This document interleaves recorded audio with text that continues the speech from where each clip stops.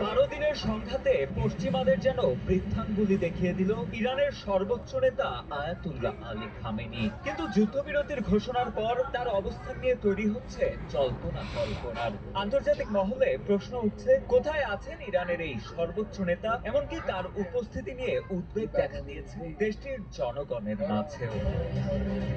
সম্প্রতি মার্কিন সংবাদ মাধ্যম দি নিউ ইয়র্ক টাইমসের প্রতিবেদনে বলা হয়েছে, ইরানের সর্বোচ্চ নেতা আয়াতুল্লাহ খামেনি বর্তমানে একটি গোপন বাংকারে অবস্থান করছেন এবং তিনি সব ধরনের ইলেকট্রনিক যোগাযোগ স্থগিত রেখেছেন। নিরাপত্তা ব্যবস্থা হিসেবে তিনি কমান্ডারদের সঙ্গে কথা বলতে নির্ভরযোগ্য সহকারীর মাধ্যমে যোগাযোগ করছেন এবং জনসম্মুখ থেকে সংযত অবস্থানে রয়েছেন। যুক্তরাষ্ট্র ইরানের 3টি পারমাণবিক স্থাপনায় বোমা হামলা চালানোর পর ইরানও পাল্টা জবাবে কাতার ও ইরাকে থাকা মার্কিন সামরিক ঘাঁটিতে ক্ষেপণাস্ত্র হামলা চালায়। পরবর্তীতে সেদিনই যুদ্ধবিরতির ঘোষণা দেন ডোনাল্ড ট্রাম্প। কিন্তু এই উত্তেজনার শুরু থেকে শেষ পুরোটা সময় জুড়ে দৃশ্যপটের আড়ালেই আছেন আয়াতুল্লাহ আলী খামেনি। এমনকি কোনো প্রকাশ্য বিবৃতি কিংবা ধারণকৃত বার্তাও দেননি ইরানের সর্বোচ্চ এই নেতা।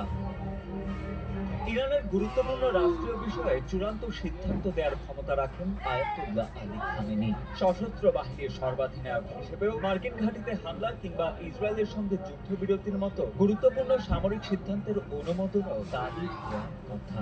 মার্কিন প্রেসিডেন্ট ডোনাল্ড ট্রাম্পের অনুরোধে ও কাতারের আমিরের মধ্যস্থতায় হওয়া এই যুদ্ধবিরতি চুক্তিটি বেশ তড়িঘড়ি সম্পন্ন হয়েছে বলেই মনে করছেন শহরে বিশ্লেষকেরা। তবুও গত কয়েকদিনে আয়াতুল্লাহ খামেনির সঙ্গে দেখা বা কথা হয়েছে কিনা এমন প্রশ্নের জবাবে ইরানের ঊর্ধ্বতন সামরিক কমান্ডার ও সরকারি কর্মকর্তারা স্পষ্টভাবে কিছুই বলেননি।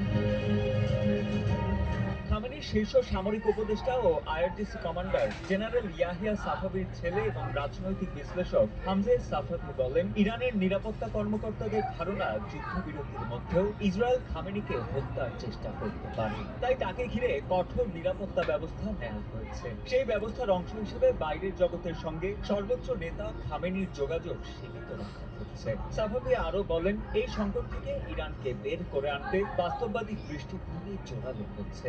এর অংশ হিসেবে প্রেসিডেন্ট মাসুদ পেজেশকিয়ানের মতো অন্য নেতাদের হাতে ক্ষমতা দেওয়া হচ্ছে। তবুও সাফাভি মনে করেন, খামেনি দূর থেকে গুরুত্বপূর্ণ সিদ্ধান্তগুলোতে ভূমিকা রাখছেন। অন্যদিকে খামেনির সমর্থকেরা সোশ্যাল মিডিয়া ও নিজেদের মধ্যে বলাবলি করছেন, সর্বোচ্চ নেতাকে স্বচক্ষে না দেখা বা তার বক্তব্য না শোনা পর্যন্ত ইসরায়েলের বিরুদ্ধে বিজয় পূর্ণ অনুভূতি পাচ্ছেন না তারা।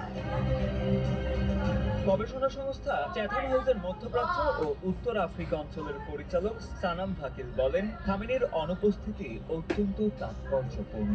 এটি প্রমাণ করে যে ইরানের নেতারা চরম সতর্কতা ও নিরাপত্তা সচেতনতার মধ্যে আছেন। তবে আন্তর্জাতিক বিশ্লেষকেরা বলছেন, আসন্ন আশুরার মধ্যে যদি খামেনিকে দেখা না যায় তবে তা হবে অশুভ সংকেত। তাকে জনসম্মুখে আসতেই হবে। উল্লেখ্য, আগামী জুলাইয়ের শুরুতে ইরানের শিয়া মুসলিমদের গুরুত্বপূর্ণ ধর্মীয় শোকানুষ্ঠান আশুরা পালন হবে।